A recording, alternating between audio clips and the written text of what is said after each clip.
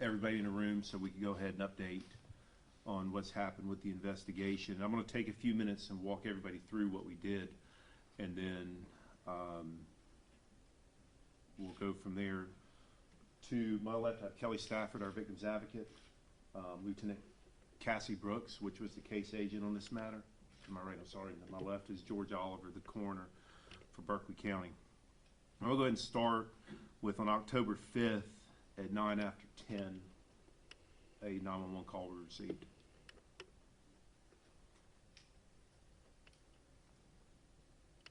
Okay, thank you. And then 911, this is Charleston County Dispatch. I apologize. 5814 Robinson Street. Female has shot herself in the head. 5814 Robinson Street.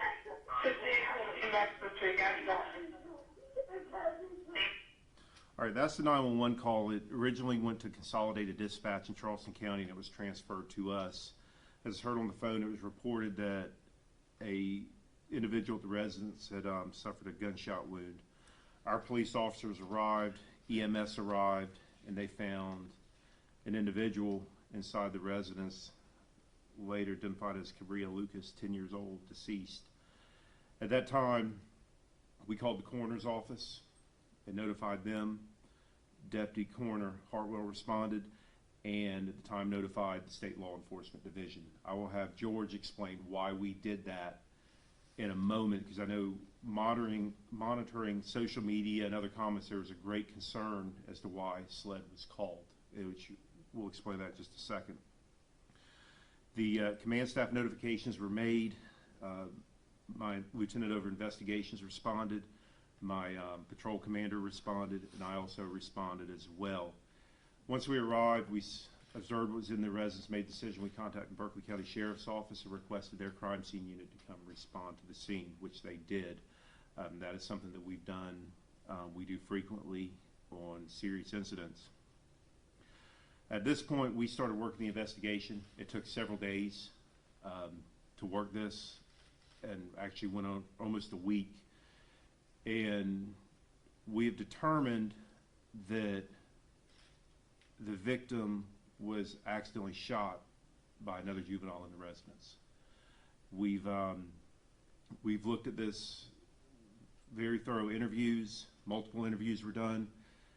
We got people together, State Law Enforcement Division, our investigators, the coroner's office, meticulously went through the case file, went through the crime scene, frame by frame, picture by picture, looking at all avenues, determined this was a very unfortunate incident, but it's been determined this was an accidental shooting, and that we will not be pursuing charges against a juvenile in this matter.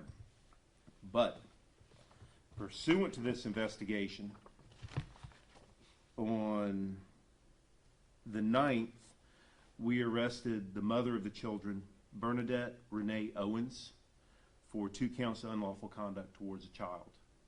This was determined that the basis around this was she had left the residence and left a loaded firearm easily accessible by the children.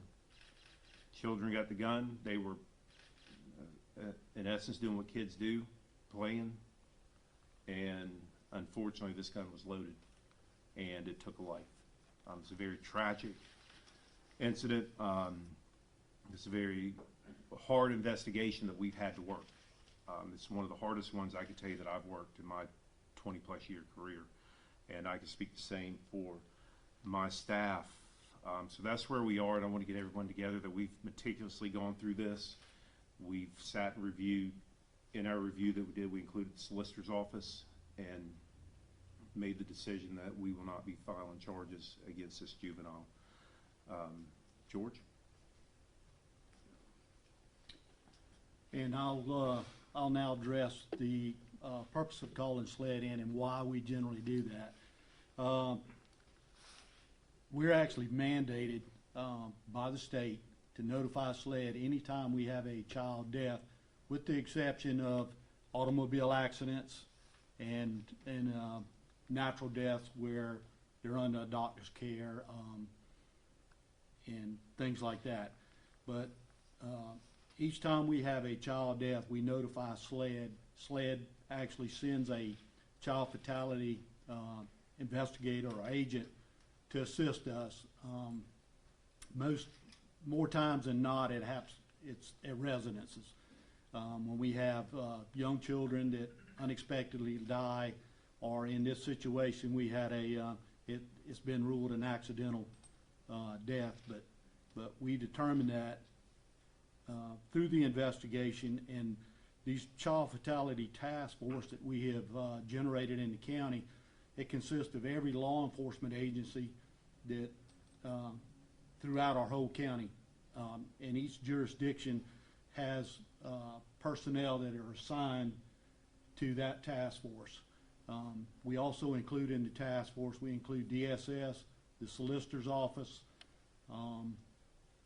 and again, that we all come together and respond to each one of these deaths to try to make sure we're all on the same page, we're not missing anything, and also as a follow-up, we end up doing what we call a round table or a child fatality review board that we do in each incident as well. We have done one with this case where we've sat down and actually gone through the whole case, and with the solicitor's office present, and all the people that I had mentioned earlier. Again, it's a very unfortunate incident, but you know, if y'all have any questions as far as the task force, how we set up, and usually one other thing with that, the way we have this set up is through our central dispatch. When EMS or first responders arrive on a scene and it's a suspicious child death or a near death, we actually include that now because we want to get notified that there's a dangerous situation or a near fatal situation where the child has been transported away from the residence but has not been pronounced deceased at the time. We want to go ahead and act and be on scene at both places, the house and the hospital. So again, it's a pretty positive thing that we've got going, and everybody's working real well. And this is one of the primary things here. When we first had this case right here, it was a gunshot wound to a young individual, and throughout the whole investigation, with everybody working together, it was to be able to determine that it was in fact an accident. So. Anyone have questions? Chief, Yes. 2 questions. Where was the gun found in the house, and is the 11-year-old her brother? Yes, the 11-year-old is her brother. Where the gun was found, it was in a common area of the house. So once again, this is hard. This was hard. You know, you hear about these all the time. You read them in the news, but this is hard. This incident has had an impact on. I can speak. All of us are parents up here. On us, it's had an impact on the family. Lives been forever changed because of this, and because essentially a senseless act because of irresponsibility. Can you explain why the call wasn't directed straight to you? We had other 911 calls coming in at the time, and oftentimes there's a delay. It'll get transferred to another 911 facility. It also depends if you're on a landline, which not too many people use anymore, or a cell phone. But as soon as we got the call, we sent people out there. I mean, it's within a football's throw from where we are right now. Are you able to give a description of the gun, or how many? That's irrelevant. I mean, it was a handgun. Were they home alone, just 2 of them? Yes. Also, Chief, with all due respect, could you tell us why you waited a week to announce the arrest of the mom?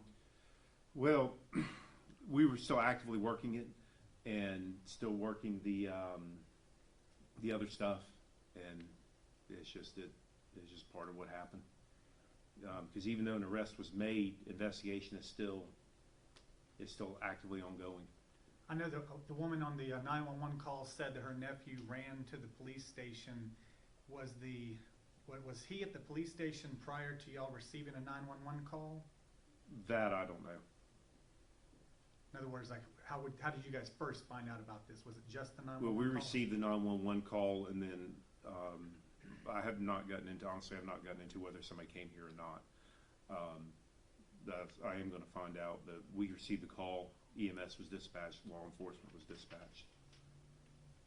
Was there anything else suspicious when you arrived on scene? I can't say there was, other than trying to figure out what happened with this individual, what happened to the victim. Is this case still open? Is there a chance charges could be upgraded? I'm not going to comment on that at this time, because this is still, even though we made the arrest of the mother, there's still more legwork that we're doing. We're waiting on forensics and other stuff that just takes time. A neighbor told me that she heard a young child saying that they were jumping on a bed and then the gun went off. Do y'all believe that's what happened, or? I'm not going to get into minute details such as that, but it was basically kids found a gun and were playing with it. Do you have a timeline of when the mom left the house, when she came back, where she was? That's part of there's two parts of the investigation. We had the actual death investigation, and then it transitioned into what led to the unlawful conduct, and I'm not going to be able to give comment onto that right now, because that's some of the things we're still following up on. And there's a misconception that we arrest somebody, take them to jail, it ends, but it's still work, it's still ongoing, and there's still things that are being examined and looked at. Some things still take time.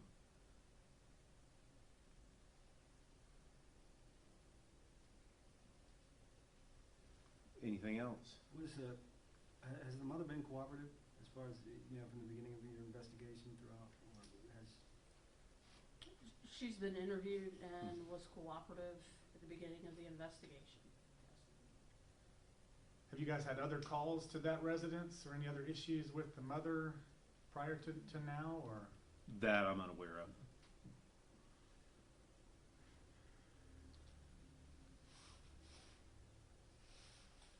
Anybody? Is the 11-year-old boy staying with his mom? Lieutenant? Step up. What we need to remember with this, and I'm not going to comment on that particular question, but I think what we need to remember is that we have a broken family right now, that there is an 11-year-old little boy that is suffering because of what happened. And with respect for him and the family, that question can't be answered. And I think that's something that we all need to keep in mind, that this just isn't a deceased 10-year-old little girl, that we have a little boy that made a mistake, that it was an accident, and he's suffering just right along with the rest of the family.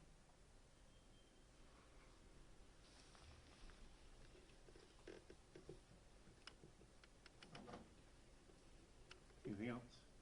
I think we're good. Yeah, once again, I appreciate y'all coming out.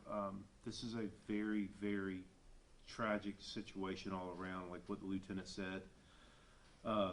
Exactly. Trying to have respect and compassion for the family too, because this has been very hard. Being a parent, this hit real close to home. This child was right in the middle, age-wise, of my two children. Let's say it, and it's just senseless that if you own a firearm, please be responsible with it. Use a gun lock, a trigger lock, a safe, whatever, because this was something that was totally preventable. But unfortunately, it's happened, and now everyone's having to handle the aftermath. But thank you all once again for coming. If anything else pertinent comes out that we need to release, we will let y'all know. But essentially, this investigation is now closed, other than kind of doing some legwork on some other stuff pertaining to it. So thank y'all. You said you have the affidavits? Yes. I actually have. Cassie is the first name, C-A-S-S-I-E. Last name is Brooks, B-R-O-O-K-S, and Lieutenant. I actually have